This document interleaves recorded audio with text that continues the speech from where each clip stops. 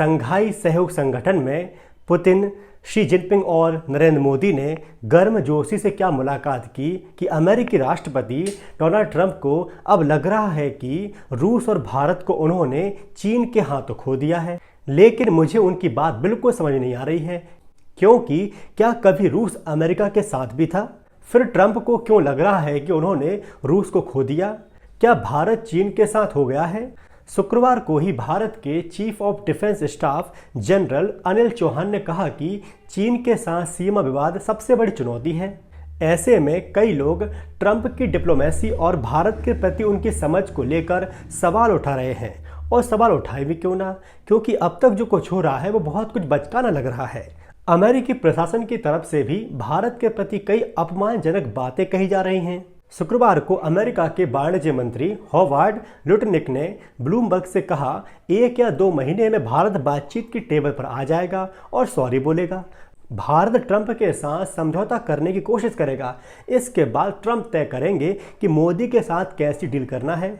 हॉवार्ड के इस भाषा पर थिंक टैंक ब्रुकिंग्स इंस्टीट्यूशन की सीनियर फेलो तन्वी मदान ने एक्स पर लिखा है, भारत के प्रति अमेरिका की अपमानजनक भाषा और सार्वजनिक रूप से दबाव बनाने की रणनीति हमेशा बेअसर रही है, बल्कि कई बार उसका उल्टा नतीजा निकला है। इस बार अमेरिकी मीडिया से लेकर दुनिया भर के कई एक्सपर्ट्स कह रहे हैं कि ऑपरेशन सिंदूर के बाद पीएम मोदी और राष्ट्रपति ट्रंप के संबंध में ज्यादा तनातनी आई है। ट्रंप कनाडा से G7 समिट में शामिल होने के बाद लौटे थे और पीएम मोदी से फोन पर 35 मिनट बात हुई थी। तब मोदी कनाडा में थे। ट्रंप ने मोदी को वॉशिंगटन आने का न्योता दिया था, लेकिन भारतीय प्रधानमंत्री ने स्वीकार नहीं किया। भारतीय अधिकारियों को यह डर था कि ट्रंप मोदी और पाकिस्तानी सेना प्रमुख को हाथ मिलाने पर मजबूर कर सकते हैं। एक बड़ा सवाल ये भी है कि भारतीय लोग ट्रंप को लेकर इतने उत्साहित क्यों थे? डोनाल्ड ट्रंप जब पिछले साल नवंबर में राष्ट्रपति चुनाव जीते तो बहुसंख्यक भारतीय खुश थे। कुछ दक्षिणपंथी संगठन तो ट्रंप के लिए पूजा और हवन तक कर रहे थे। लेकिन कुछ महीने बाद ही ट्रंप ने जिस तरह से भारत को हैंडल किया, उससे ट्रंप के प्रशंसक नाराज हैं। इस साल जनवरी में European council for foreign relations ने एक सर्वे कराया था। इस सर्वे में 84% भारतीयों ने बताया था कि ट्रंप की वापसी उनके देश के हित में होगी। वहीं इंडोनेशिया में केवल 30%, ईयू में 22% और यूके में 15% लोगों ने ही कहा था कि ट्रंप की वापसी उनके देश के हित में होगी। लेकिन भारत के खिलाफ 50% टैरिफ लगाए जाने के बाद ट्रंप के प्रति लोगों की राय बदलती दिख रही है। भारत के कई इलाकों में ट्रंप का पुतला जलाया गया है। लेकिन बात केवल आम लोगों की नहीं है। भारत के विदेश मंत्री एस जयशंकर जाने माने डिप्लोमेट हैं। दुनिया के सबसे ताकतवर देशों में भारत के राजदूत रह चुके हैं। एस जयशंकर ने भी ट्रंप के चुनाव जीतने पर पिछले साल नवंबर में कहा था, मैं जानता हूं कि कई देश अमेरिका को लेकर नर्वस हैं, लेकिन भारत उन देशों में नहीं है। भारत में आम से लेकर खास तक ट्रंप को लेकर इतना सकारात्मक क्यों थे? ऐसा भी नहीं है कि ट्रंप का पहला कार्यकाल भारत के लिए बहुत अच्छा था।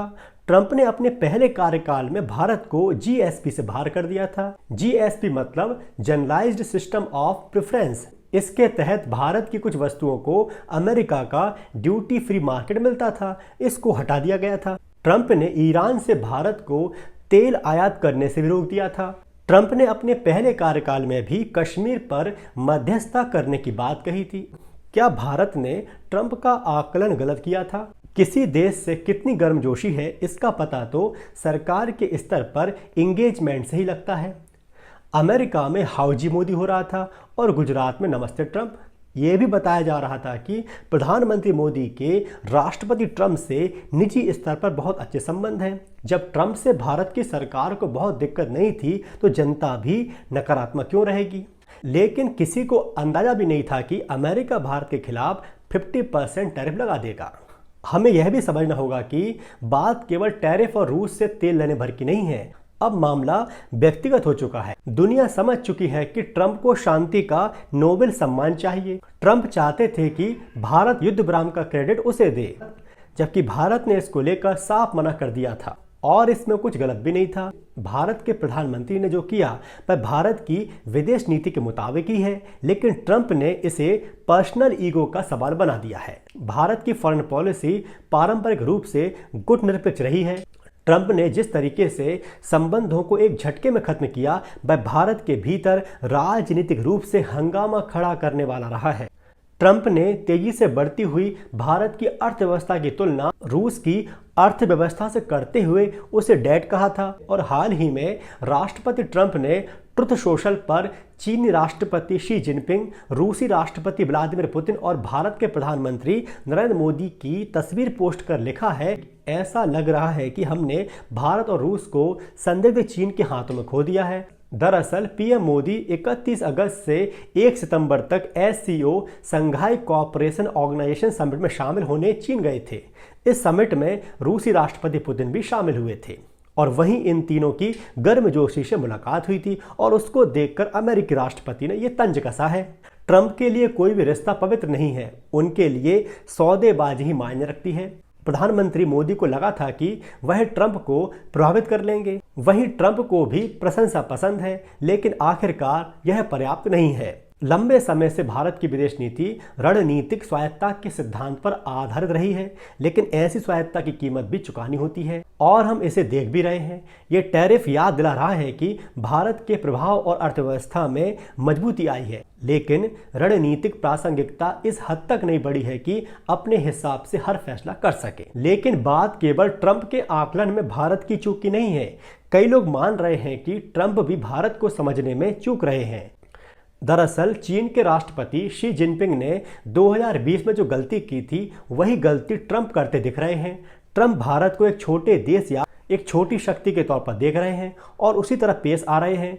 दूसरी तरफ यह उम्मीद भी कर रहे हैं कि भारत किसी छोटे देश की तरह ही प्रतिक्रिया देगा, लेकिन भारत ना तो छोटा देश है और ना ही खुद को ऐसा देखता है और ना ही ऐसी प्रतिक्रिया देगा। आज का भारत तेजी से बढ़ता हुआ भारत है। हमें यह भी समझना होगा कि भारत मल्टी अलाइनमेंट यानी सभी गुटों के साथ रहने की नीति पर चलता है, यानी पश्चिम के साझेदारों के साथ भी अच्छे संबंध रखने हैं और साथ में पुतिन से भी रिश्तों में भरोसा बनाए रखना है। भारत ईरान से भी दूर नहीं रहना चाहता। जहां बाइडेन प्रशासन में अमेरिका ने भारत की इस नीति को स्वीकार किया और उसकी रणनीतिक अहमियत को स्वीकार किया, लेकिन ट्रंप ने इस नीति को छोड़ दिया और भारत के खिलाफ रूस से तेल खरीदने के बदले में 25% एक्स्ट्रा टैरिफ लगा दिया। कई एक्सपर्ट्स का मानना है कि पश्चिम और विशेषकर अमेरिका भारत को चीन के खिलाफ टूल बनाना चाहता है, लेकिन सवाल यही है कि क्या भारत इनकी महत्वाकांक्षा पूरी करने के लिए है या अपने हितों को देखेगा। जहां तक बात ट्रंप की है तो वे भारत को बिल्कुल नहीं समझते हैं और पश्चिम भी भारत को अपने हिसाब से चलाने के नजरिए से देखता है। ऐसे में सवाल उठना लाजमी है कि क्या अमेरिका और भारत का संबंध राष्ट्रपति ट्रंप और पीएम मोदी के पर्सनल ईगो का सवाल बन गया है। इसमें कोई दो राय नहीं है कि ट्रंप ने तो ईगो का सवाल बना लिया है, लेकिन पीएम मोदी ने ट्रंप को बस भारत का रुख बताया है। इसके लिए प्रधानमंत्री मोदी की तारीफ करनी चाहिए, क्योंकि उन्होंने अमेरिका को स्पष्ट कर दिया है कि भारत किसी के दबाव में काम नहीं करता है। भारत किसी के कहने पर न लड़ाई करता है और न लड़ाई बंद करता है। अब देखना यह होगा कि ट्रंप का पर्सनल ईगो अमेरिका के लिए कितनी मुश्किलें खड़ी करता है। भारत तो अपनी रणनीति के हिसाब से ठीक चल रहा है। भारत अन्य देशों के साथ अपने संबंधों को मधुर बनाने का प्रयास कर रहा है। अमेरिका पर डायरेक्ट प्रहार न करते हुए भारत अन्य देशों के साथ अपने संबंधों को मजबूत कर रहा है, ताकि अमेरिका को इनडायरेक्टली काउंटर कर सके।